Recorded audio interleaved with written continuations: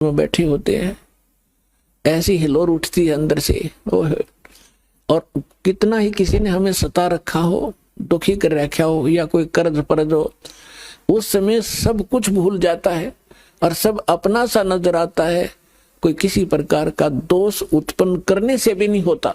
दास के साथ तो ये बहुत बार हुआ है, और वो कुछ देर के लिए होता है, फिर उसके बाद वो इतना ही खचड़ा भर जाता अंदर, और वही रोग फिर वो नो कर दिया, वो ऐसे हो गया, उसको कैसे कर दिया, अब के उसने देखूंगा, वो सारी वो कहर की लहर फिर स्टार्ट होगी। वो मिहिर की लहर थी, दया की लहर थी। तो सतलोक में बताया कि आपको ऐसा बॉडी मिलेगा, इसमें नाड़ी तंत्र नहीं है, बीपी हाई लो नहीं होगा, वहां कोई रोग नहीं है, कोई कष्ट नहीं है, किसी चीज का अभाव नहीं है। इसलिए तो उसकी खोज कर रहे हैं कि ऐसा स्थान है। जैसे गरीबदास साहिब जी ने एक उदाहरण देकर बताया है कि एक मंसूर नाम का एक मुसलमान था, और उसको कोई उसकी बहन थी एक सिमली, और उसको ज्ञान हुआ अपनी भाभी के साथ और भक्तों के से ज्ञान हुआ, आसपास के जो जाते थे। तो एक संत था, गांव से थोड़ा सा बाहर उसका आश्रम था, तो दिन में सत्संग सुनने जाते थे। उस बच्ची के कर बहुत ज्यादा प्रेरणा बन गई, तो शाम के समय वो अपने गुरुदेव का भोजन लेकर डेली जान लगी। एक दिन उसके भाई को किसी ने बता दिया कि तेरी बहन गैर टाइम जाती है, वो भाई मना अच्छा नहीं लगता। तो उसने सोचा भी पहले मैं देख लूं आंखें और फिर बात करूंगा। तो बहन जब वो लेकर संत का रात्रि के समय भोजन डेली जाती ही थी, तो थोड़ा पीछे पीछे चलता रहा। जब वो लड़की वहां गई, गुरुजी बैठे आंगन में बाहर, झोपड़ी से बाहर, और चारों तरफ एक छोटी छोटी दीवार सी थी कच्ची, उसमें गेट छोटा सा से टेम्परेरी सा ला रखा था। आंगन में बैठे, गुरुजी ने भोजन खा लिया, लड़की ने चरण छुए, बैठ गई, और वो देख रहा है से अपनी चोर नजर से। तो ऊपर से उस महापुरुष ने ऐसे हाथ किया, आसमान से 2 प्याले आए अमृत के, एक बेटी को दे दिया, अरे का पीने लग गया। तब वो लड़की पीने लगी। जब संत बोला, बेटी एक भगत खड़ा है इस गेट की आड़ में, थोड़ा उसको भी पिला दे, उसकी बुद्धि ठिकाना आ जाएगी। वो उठकर गई, और उसको ध्यान नहीं था कि ये, वो चिंतन करने लग गया कि अब क्या करेंगे, ये एकांत में बैठे हैं। वो तो अपना दोष देख रहा था। तब उसने एकदम कुआड़ खोला और हड़बड़ा कर उठा। वो उसने हड़बड़ाया, वो हाथ लग कर उसके मुंह पर पड़ गया प्याला अमृत का, जीभ का भी लग गया, उसकी बुद्धि सेट होगी अमृत लगते ही। और परमात्मा के चरणों में, उस महाराज के चरणों में आके गिर गया, महाराज मैं पापी आत्मा हूं, मैंने अपनी बहन पर अविश्वास किया, लोगों के कहने से क्या मुझ नीच का भी उद्धार हो सकता है? अग बेटा हो जाएगा, भक्ति कर, नेक नीति से साधना कर, कोई बात ना, दोष है तो उसका विकल्प भी है। उसके बाद उसके ऐसा गजब का फिट हो गया वो मार्ग, परमात्मा परमात्मा, क्योंकि वो नाम देता था जो मुसलमान रीति से हटकर था। वो संत जो नाम देता था, उसका विरोध करने लगे आम मुसलमान कि तू ऐसा मत बोल, ये नाम मत ले, तू मुसलमान है। उसका पिता राजा था, उस लड़के का। राजा के तक तब बात गई, राजा ने समाज के डर से फाइनल कर दिया, भाई धर्म का दुश्मन तो मेरा भी दुश्मन, इसको दे दो जो सजा देनी है। तो सब ने सजा दे दी कि इसको चौराहे पर खड़ा कर दो,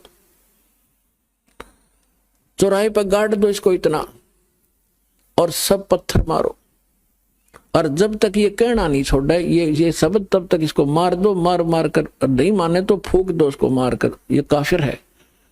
मुसलमान गाड़ा करते, फूकते नहीं, लेकिन वो नहीं माने तो उसको फूक देना, यानी वो काफिर मानकर। तो सभी पत्थर ले रहे थे और लाइन लगा ली सब ने कि पत्थर मारो इसको, जोर जोर से लहू लुहान कर दिया। और वो हंस रहा था और वही नाम उच्चारण कर रहा था जो मुसलमान धर्म को गंवारा नहीं था। अब सिमली भी भगतनी थी और भाई भी भगत हो गया था। अब लोग लाज में उसने सोची, पत्थर ना मारूंगी तो लोग मेरे पीछे पड़ेंगे, भला बुरा कहेंगे, उसने फूल उठा दिया, फूल, अब किसने मेरा पट्टा फूल मार के आगे खिसक जाऊंगी। पहले तो हंस रहा था, लोग लुवाण हो रहा था, लोग पत्थर मार रहे थे और वो नाम उच्चारण कर रहा था अनल हक। अब सिमली ने आकर उसका फूल मार दिया, फिर वो रोने लग गया। अब सिमली बोली, रे भाई ये लोग तो पत्थर मारे थे तेरे, तू हंसे था और मेरे फूल की भी तू दुख मान गया। न बोला, नालायक, तू तो मेरे बारे में जानती थी मैं किस मर्ज में मर रहा हूं, अरे तू भगत नहीं है, तेरा हाथ कैसे हो गया मेरी तरफ। फूल भी तेरे फूल का दुख है, मैंने इनके पत्थर का दुख नहीं है, क्योंकि तुझे मालूम था मैं किस लिए तड़फ रहा हूं, किसके लिए मरने जा रहा हूं। तो उसके बाद भी उसने फिर अपना वो अनल हक जो कह रहा था नहीं छोड़ा, उसको काट दिया, टुकड़े टुकड़े कर दिया, उसकी राख बना दी, दरिया में डाल दी। वो दरिया की राख भी वही अनल हक कहती हुई जा रही है, और हजारों मंसूर प्रगट हो गए, सारे शहर में घूम रहे, सब डरते, भीतर बढ़ गए, भूत आ गया। अब यहां बताना चाहते हैं कि जा पर नौबत ऐसी बीती,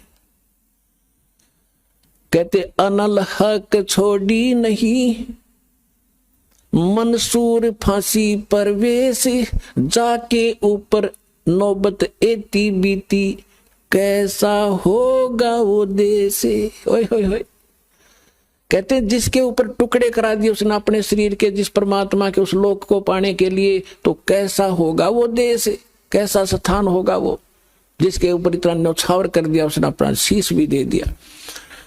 तो यहां क्या बताते हैं, शंखों लहर बेहर की उपजे, कहर नहीं जा कोई, दास गरीब अचल अविनाशी, सुख का सागर सोई।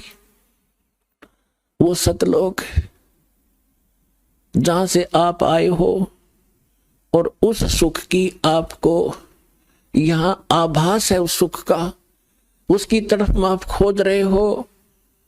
देखो आज मनुष्य उस जीव की वृत्ति है, रिमोट बना लिए, बैठे बैठे लाइट के भी रिमोट बन गए, गेट भी रिमोट, और टीवी तो ये चैनल बहुत दिनों से चल रहे हैं। तो हम ये चाहते हैं काम कम करें, हमें लाभ घना हो, सुख ज्यादा हो, हाथ पांव थोड़े अलावा। लेकिन यहां तो चाहे प्रधानमंत्री बन ले, सपने में भी चैन नहीं है। एक दो प्रकार का परिश्रम हट जाएगा, बाकी ज्यों के तो बने रहेंगे। माइंड की जो रिहर्सल है वह बढ़ जाएगी, आपकी टेंशन, तो वहां जाकर सुख मिलेगा। और उस सुख की, उस लोक की प्राप्ति के लिए परमात्मा अपना ज्ञान खुद देने के लिए आते हैं। अब यहां क्या बताना चाहते हैं कि तुम कितने दिन हो गए यहां कष्ट उठातों को, कोट जन्म तन भर मत हो गए, और कुछ नहीं हाथ लगा रे, कुकर सुकर खरबा बोरे, कौआ हंस बगारे, सर्व सोने की लंका होती, रावण से रणधीरम, एक पलक में राज बिराजीव, जम के पड़े जंजीरम, मन तो सुख के सागर बस रे, भाई और ना ऐसा यस रे। अब सारी सोने की लंका बना रखी थी, महल भी सोने की ईंटों से, स्वर्ण गोल्ड, गारा के स्थान पर भी सोना प्रयोग कर रखा था उसको बद्दी जीव ने। और परमात्मा कहते वो मर्द गर्द में मिल गए रावण से रणधीर, और कंस के सी चाणोर से हरणाकुश बलबीर, तेरी क्या बुनियाद है तो जीव जन्म धर दलेत, गरीब दास हरि नाम बिना तेरा खाली रह जा खेत। अब क्या बता रहे परमात्मा के कोट जन्म तन भरमत हो गए, कुछ नहीं हाथ लगा रे। आज प्रधानमंत्री बन जा कोई, और कल मृत्यु होगी, फिर गधा बना खड़ा है, बता खाक ले गया वो, क्या लिया उसने, क्या हाथ लगा उसको। तो परमात्मा कहते हैं आप सभी ना जाने कितनी बार इंद्र बन लिए, स्वर्ग के राजा, कितनी बार पृथ्वी के राजा, कितनी बार देवता पद प्राप्त कर लिया, और गधे कुत्ते के योनिया भी आपने असंख्य बार भोग ली। आप जी को दास ने बहुत बार दिखाया है कि जैन धर्म का इतिहास, महावीर जैन वाली आत्मा थी, और वो मारीची नाम से पहले ऋषभ देव का पोता था। उसकी हिस्ट्री आपको दिखाई कि वो तो वेद अनुसार साधना करने वाला, 60 करोड़ बार घोड़ा, 30 करोड़ बार गधा, कुत्ता, पता नहीं कितनी योनि, और 80 लाख बार देवता बना, देव पद भी प्राप्त कर लिया। फिर कुत्ता बन गया, बाढ़ में जाओ देव पद, जब कुत्ता बन के खड़ा है तो